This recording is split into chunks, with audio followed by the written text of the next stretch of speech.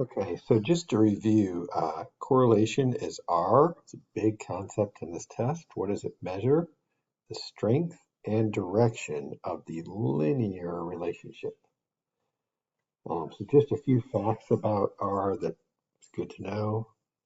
Um, so R doesn't really tell you, it tells you strength and direction. It really doesn't tell you if it's linear or not. So even if R equals, 0.99, it doesn't mean it's linear. It could be curved or nonlinear. That's definitely a big concept. High magnitude, you know, R equals 0.99 correlation does not imply causation. It's not resistant to outliers. It's affected by the mean and standard deviation. It could include 1 and -1 and any value in between. It doesn't really have a unit. It's just a number between 1 and -1. There's no units attached to correlation. It's not measured in anything. Um, Also, it doesn't have so if you change the unit of measure of the data, so if the data has measured in centimeters, you change it to inches, you convert it, has no effect on R, right? If you switch X and Y, no effect on R. It doesn't matter if X is the explanatory, Y is explanatory, doesn't matter. It doesn't affect it. Um, Again, not causation. The order of the variable is not important. Okay, so get to question number 1 and see what this is all about. So in a study of the link between high blood pressure and cardiovascular disease, a group of white males aged 35 to 64 was followed for 5 years. At the beginning of the study, each man had his blood pressure measured and was classified as either low or high. The following table, pretty simple table, gives the number of men in each blood pressure category and the number of deaths from cardiovascular disease over the 5 years. So what's correct? These data are consistent with the idea that there is a link between high blood pressure and death. So let's just kind of look. So with low blood pressure, folks, 10 out of 2,000 died, and 50 out of 3,500. So I'm tempted by that answer. That's okay wording. Say there's a link. It doesn't mean that it's causing it. So there could be a link. I think that's very possible. The mortality rate, the proportion of deaths for men with high blood pressure is 5 times men. I could see how you could think that because 10 and 50, but actually the mortality rate would be 10 divided by 2,000 for low and 50 divided by 3,500. Those are not, I don't have my calculator here, but you don't need a calculator to say that that's not 5 times as much because the denominator is not 2,000 times 5,000 times 5 would be 10,000. No, it would have to be actually 2,000. So you have to be out of 2,000, right? So if this was 2,000, then that would work. It's not going to work. So that one's gone. These data probably understated the link between high blood pressure and death from cardiovascular disease because men tend to have understated true blood pressure. I don't know if men or women have, I don't know about that, but that seems wrong. It doesn't flow at all there. So, although there were more deaths in the high blood pressure group, this is expected because there were 1,500 more men in that group. Okay, so it's not the same amount. So you didn't have the same percentage there. So I don't know if it's expected. I don't think that's it. Certainly not all of the above, so it's got to be A. We're going A. Which following is true about correlation? Correlation is resistant. I think we just mentioned up here, it is not resistant. So pretty sure that one is not going to be it. Yeah, that one's probably going to be it. If R is, because that's true, if R is the correlation between X and Y, That actually, it would be R is also the correlation between Y and X because it doesn't change. So that's not true as is. It's not going to be negative R. When the data lie in a perfectly straight line, the correlation will always be 1. Well, actually, what if it was a negative slope and all the data lay on that line? That would be -1, so that's not it, and certainly not all above. It's got to be B. Using the least squares regression line on data from 1990 to 2019, I determined the base 10 logarithm of the population is that equation. Which of the following is the predicted population of the country in the year 2020? So 2020,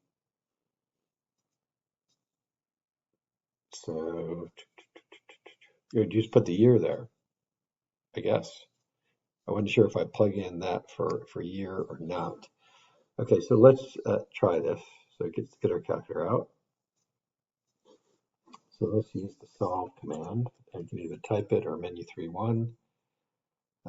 Log of the population equals 13.5 plus 0.01 times, I think it's just a year there that I'm plugging in, comma, P, which I think is the variable I used.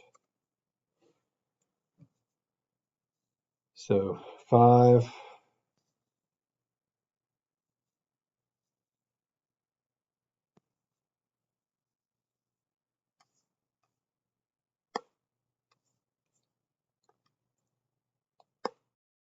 So D is the answer there. The thing I'm confused about, and I don't know what's going on here because I can't think of anything I could have typed in wrong there. But it says 5, the number is right, except for the decimal points. It says e to 33, which means some 10 to the 33rd power, which means that's a gigantic number, which can't be any of those. Maybe this is measured in, I don't know. I don't know what the story is there, so sorry about that. Should have worked perfect there. That's the answer. I'm not sure why. Maybe we can figure that in class. So the scatter plot below shows the relationship between carbohydrates in grams and protein content in grams for 17 different 6-inch sandwiches at Subway. The 2 points on the far right, indicated with open circles, represent the meatball marinara sandwich. That's one of my go-tos there. An applewood pulled pork sandwich. Okay, I haven't heard of that one. These 2 points were removed. So I took these 2 points away. They're talking about these 2 points. How would the correlation change? So I'm guessing with those 2 points, the correlation would look, I don't know, maybe something like this-ish. So if I took those 2 points away, it would go away from those 2 points. So I think the new line might look more like this. So the new line would have a bigger, so slope would increase, but you can see the y-intercept would be down here. So with the new one, so the y-intercept, if they ask about that, is going to be lower. Correlation would increase. So R, I think, would increase. This is my guess. I haven't checked my answers. But it looks like those are far away from the line. So if I remove them, it would make the other points closer to the line. So it would have a smaller, I mean, if it's going to be a better fit, smaller residuals. So R should go up. So the correlation would increase. So that one's gone. And we think the slope would increase. So it's got to be A.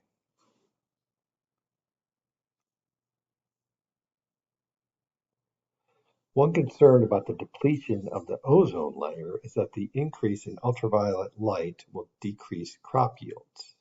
Yeah. An experiment was conducted in a greenhouse where soybean plants were exposed to varying levels of UV, measured in Dobson units. At the end of the experiment, the yield in kilograms was measured. A regression analysis was performed with the following results. Got all the stats there. Which of the following is true? Oh, okay. So let's interpret the slope here. So I like to think about it like x and y. So x is always this number, that UV right there, right below that. So UV is your x. So this is crop yields is going to be your y. I just like to see a picture of it. And so the slope there, the y-intercept is 3.9. The slope is negative 0.04. It's a negative there, 0.04629 over 1.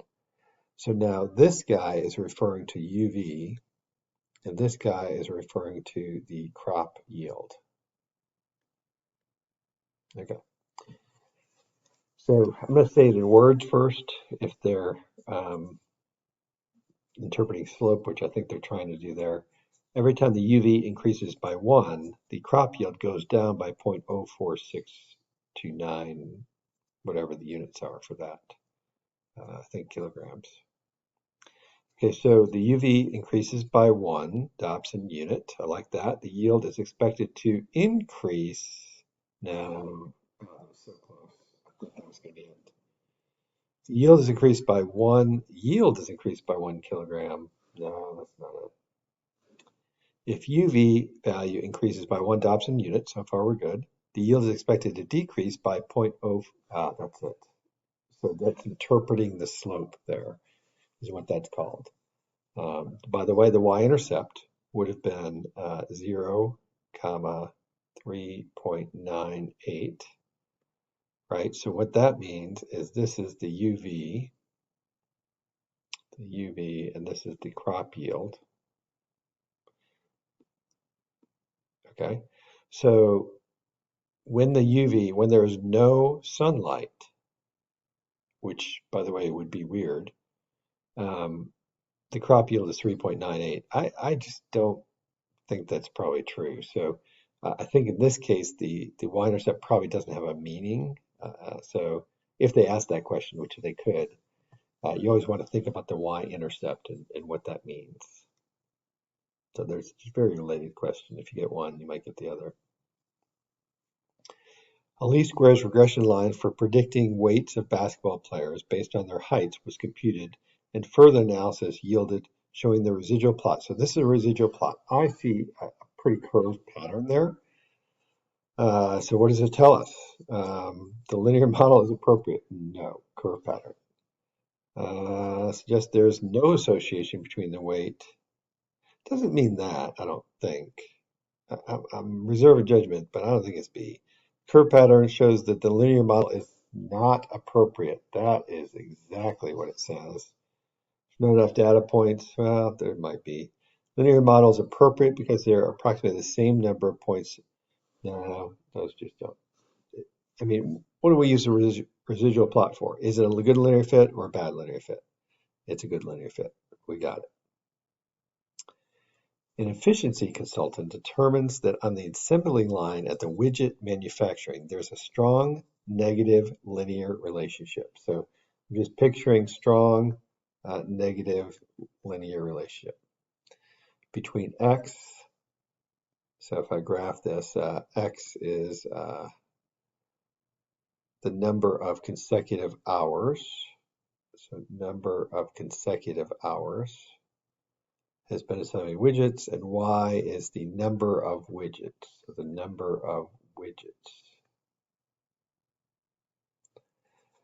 He finds that 70% of the variability in widgets can be explained. So when you see that and they start going with that script, 70% of the variability in y can be explained by x. That must be the r squared value, right? So r squared equals 0.7. So r would equal what? You might need to get your calculator out. So 0.7, no, what you got to do square root, right? Square root 0.7 is 0.8366 or something like that. But because this is a negative correlation, they told us a slope is negative, R must be negative because it has a negative association. So negative 0.84 looks about right. You just have to recognize that that's describing, that's called the coefficient of determination, or R squared, coefficient of determination. A researcher wishes to study how the average weight in kilograms of children changes during the first year of life. He plots the averages versus the age x in months and decides to fit the least squares regression line to the data with x as the explanatory variable and y as the response variable. He computes the following. So what is the y-intercept? So let's figure out, so if I can remember these formulas, I think it's b equals r times the standard deviation of y over the standard deviation of x. So r is 0.9. The standard deviation of y is 1.2. Standard deviation of x is 3.6. So I'm going to get the slope in our calculator first. So it's going to be 0.9. Whoops. 0.9 times the fraction 1.2 divided by 3.6. So we get 0.3. So now we use the equation, I think it's y bar equals a plus b times x bar. So y bar is 6.6. A, I don't think we know. B is, we just got it, 0.3. And x bar is 6.5. And you're welcome to solve that by hand. You can also use the solve command in your calculator. So 6.6 equals a plus 0.3 times 6.5, comma, a, I believe, is my variable. So we get 4.65. There it is.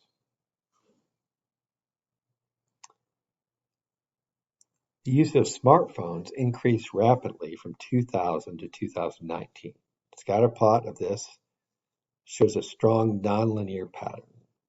I don't know, so there's some kind of nonlinear pattern. The data was fit to 3 different models. There's a description of the variables, the residual plot, and the R-squared value. Oh, that's super nice. Okay. So which one does the best job? So definitely not this one, right? Because curved residual plot is the number one no-no. That means it's not a good linear fit after the transformation. So I'm debating between these two. Which one looks better? Which one has a better R-squared value? I think this one does. I'm going with model 3. Let's see what this one says.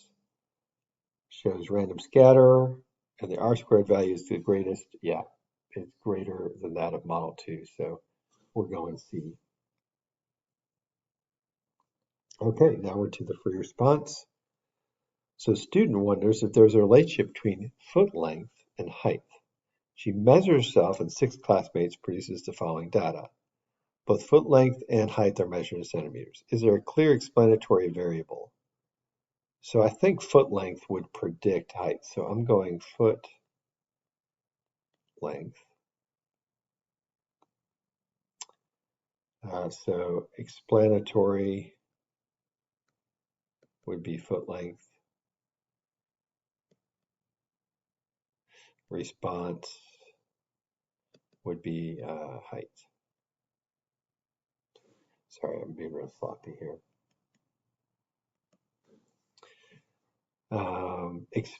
If not, explain why not. So yeah, that's good enough. Because, and you want to say maybe in words that foot length will predict the height. Something like that would be great to say. Okay, so foot length at lowest it's 12, biggest it's 20, so 12, 13, 14, 15, 16, 17, 18, 19, 20. So there's 20, 14. You should label these like, I don't know, every even one or something. 16, 18, that's 22, isn't it? Yeah, I just counted wrong. Okay, so then the 150 up to 170, so I'm going to go 150, 55, 60, 65, 70.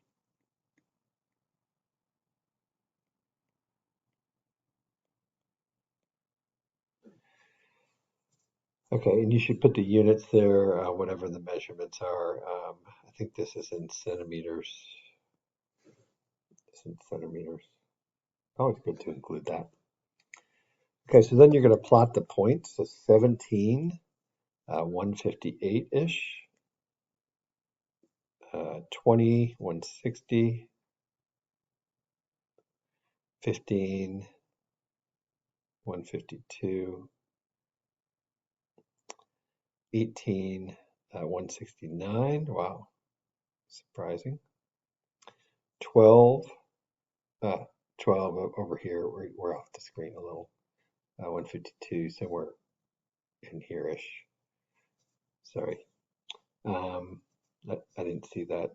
I think I counted wrong. So 13, again, 150, so somewhere in there-ish. Again, it's a little off. 16, 157, somewhere up here-ish. Okay, so there's the data. We made a scatter plot. What's the relationship between the height? So I'm just drawing the line just so you can kind of see, like, I don't know, it'd probably be something like that, roughly. So you can see what's the relationship. So it is, so describe it, right? So what do we want to talk about? We want to say this is positive.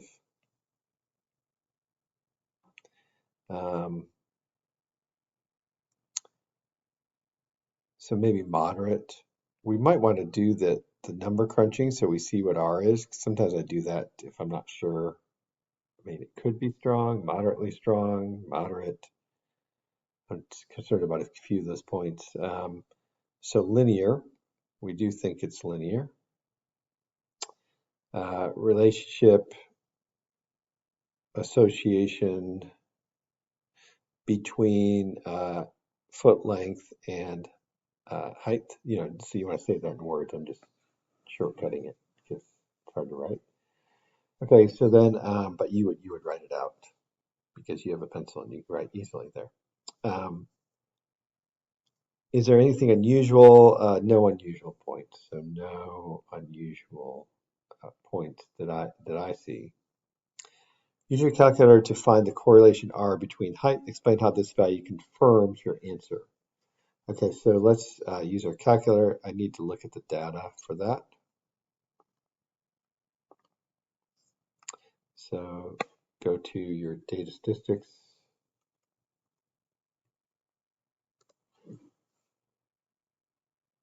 So foot length and height is the response. Okay. So 17, 20, 15, 18, 13, 16. It's not too bad. 158, 160, 152, 169. I need to type 152 again. 152 again. 150 and 157. Okay, got the data typed in. So you can do this, and I'm just mentioning this. So I'm gonna. Sometimes it's nice to see a picture of it. Make sure we graphed it right. So you can choose foot length here. Choose height. It's not too bad. Again, I was a little bit messed up there in the bottom left because of the way I scaled it. Menu, analyze, regression, a plus bx. Whoops.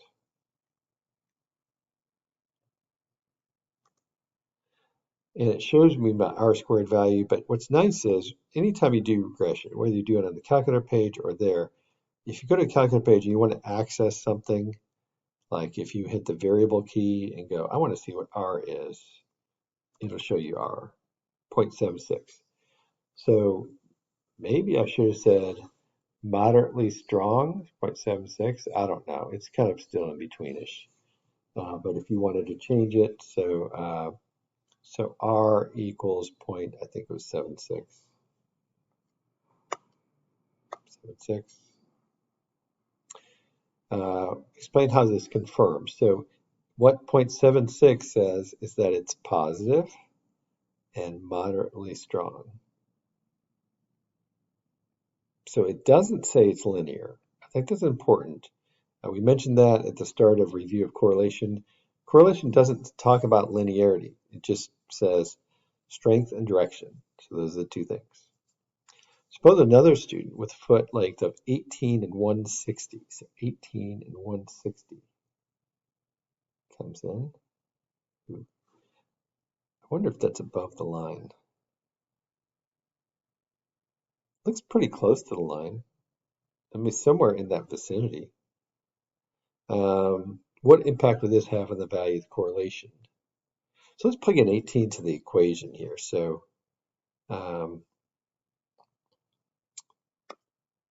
let's see. So by the way, this is kind of a cool thing you can do. So if you didn't know this, so you can hit the variable key, go to stat reg equation, plug in 18.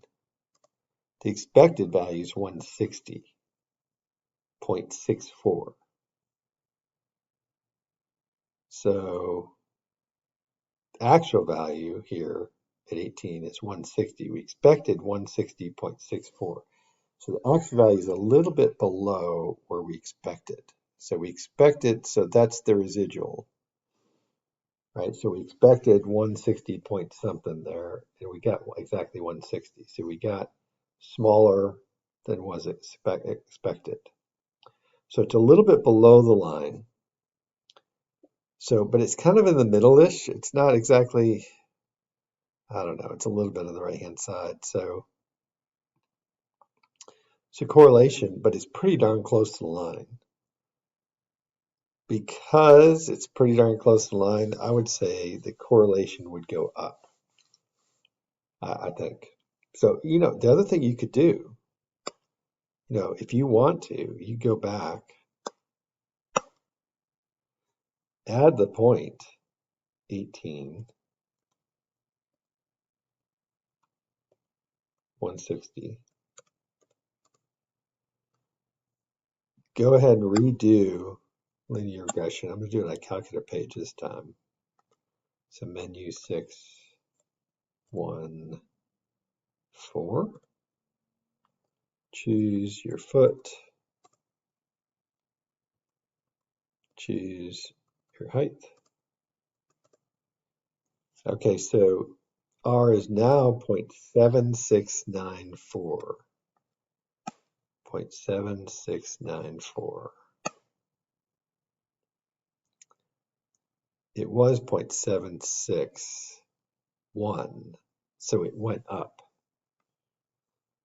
So R is stronger because it was such a small residual.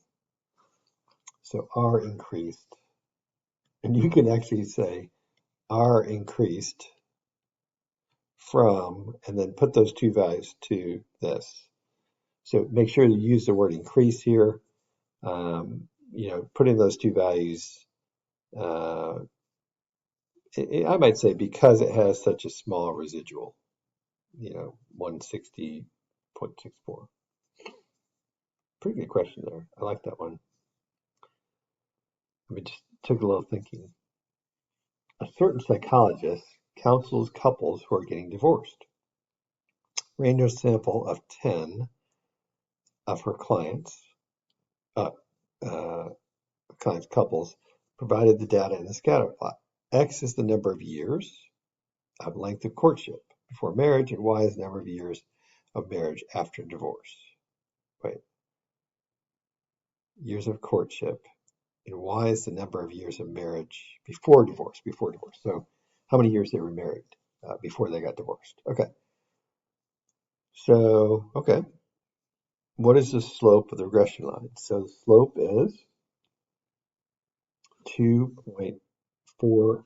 So I like to think about it this way, 2.4559 over 1. So 1 is the courtship length, and the y variable is the marriage length, I think both in years. So every time you have one more year of courtship, you have 2.4559 more years of marriage. It's kind of interesting if that's true. I mean, you want to court for a long time if that's the case, but I don't know. It's just an interesting stat. I don't know that it's causing the marriage to right. We don't know the correlation here. It's causing the marriage to do that, but that's what we would predict, I guess. So, and then you would say that in words like we just did. Explain the quantity S. So S is the standard deviation of the residuals. So you might say something like, again, I'm just going to say this maybe, 2.749 is the typical distance of the actual length of marriage to the predicted length of marriage. I think that would be about right. That's your typical residual, right? Its length is 2.749 years. You can always look at the answers here and see what they said. Might be a little nicer than that. Psychologist is curious about having children has an impact on this relationship. Okay. She draws a second scatter plot with those couples who have children as open circles and couples without children as solid circles. Okay. Comment on the impact that having children on the relationship between length of courtship and length of marriage for those patients. So this one really takes some thought here because there is a difference, right? It does seem like those who are parents tended to have a longer marriage and tended to have longer courtships. So both, I think, tended to be true for those who have kids. For those who don't have kids, it tended to be shorter courtships and tended to be shorter marriages. I'm curious what they said for that one. So 11C, let's just look that up. I might have missed something. It appears the couples that have children, both longer courtships and longer marriages, that the relationship between these variables is stronger for couples with children. So they said, if you think about the strength of the relationship, which is not something I considered, like if you just do a linear line for that's like the couples with kids, looks pretty strong. If you do a line for just the no kids, the residual is a little more, so I think that's a little bit weaker. So that I would agree with that. I didn't think about the strength, but that's true. That it has a stronger association there. The R value would be more, the correlation would be more. Table and scatter plot below describes the relationship between latitude and the average July temperature in the 12 largest U.S. cities. Okay.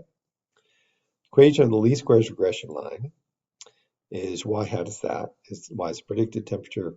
Predict the average July temperature for Detroit. Show your work. Okay, so for Detroit, we're going to plug in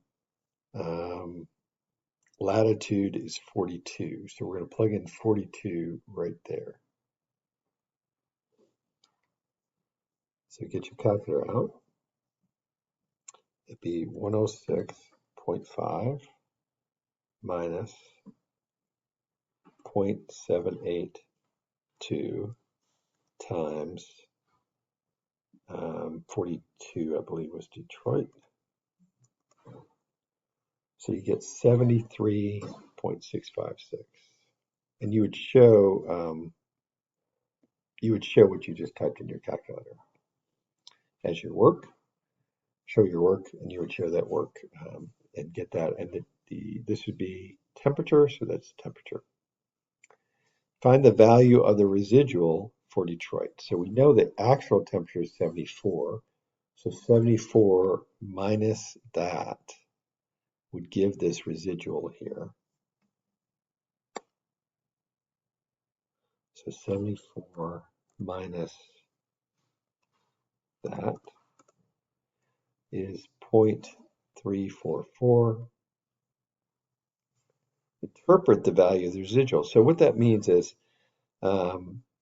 we under predicted Detroit's temperature, July temperature, by 0.344 degrees. So there's no script for that. You just have to, talk about it. It's over prediction or under prediction. The value of R squared for the data is 0.277. Interpret this value. So this means that 27.7% of the variation in Y, which is average temperature in July, can be explained by X, which is latitude, in a linear model. I would say that in words. Calculate the correlation between the latitude and the average July temperature. The correlation between the latitude. So, oh man, to do the correlation, you got to type the data in, right? So you go home, plug in latitude and July temp. Probably should have said temp there, but I'm just going to type in the data. So 40, 34, 42, 29, 40, 33, 29, 32, 37, 42, 39.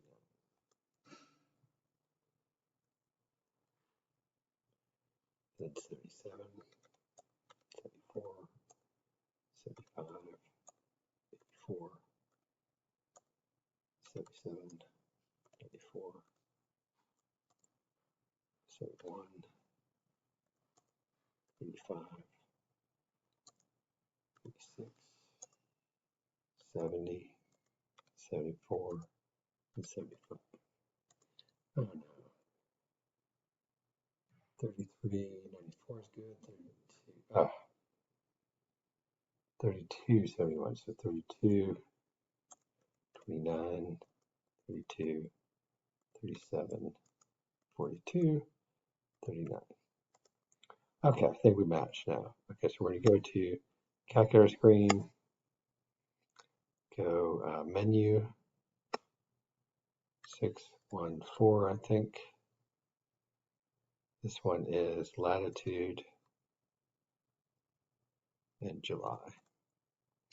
So R is negative 0.526, negative 0.526. You just calculate it. And so that's, you don't show any work for that one, just done with the calculator. This one doesn't look too bad. I like these guys. Explain why the information provided in Model 1 may not be the appropriate for describing. So why is Model 1 not appropriate? So the residual plot has a curved pattern, maybe. I don't like that, so that's why. The residual plot has a curved pattern. Which model does the best job at summarizing? Whew.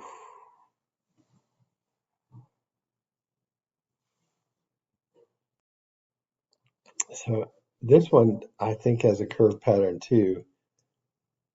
I don't love this one, but it's better than the others. So I would say Model 3. Let's look at the R squared value. So R squared is that, and that. You can barely see those numbers, but it does look like Model 3 has the biggest R squared value. So which model? So you would say because the residual plot, make sure you name what that is, the residual plot has the most scatter for Model 3, and the R squared value is the highest for Model 3, we would choose Model 3. That's the best linear fit there. Give the equation of the model chosen part 3 using the transform variables. So in this case, boy, it's hard to see this.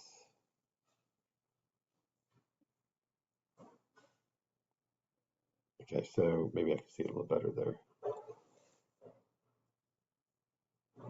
So this is natural log of, okay, so So the predicted natural log of orbital period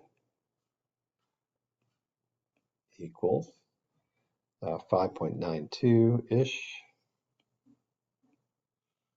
plus 1.49 times x, which is your natural log distance from the sun.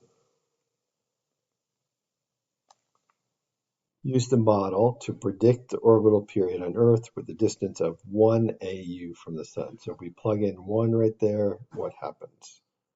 So I would definitely get your calculator out for this one. We're going to use the solve command.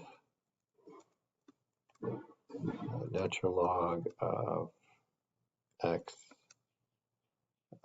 equals 5.92. I did round those a little bit, so could be a little bit suspect in the answer compared to what the answer key has. I don't know. And 1. And don't forget to put comma x right before the parentheses. 372.412. 372.412. So the orbital period is 372.412. I'm guessing years, but I don't know. You have to look at the unit for that guy. Read the problem and get that. What was the unit? Days. Of course. Why would I say it's years? So yeah, read the problem and about 372 days. Perfect. Okay, that's your review for today.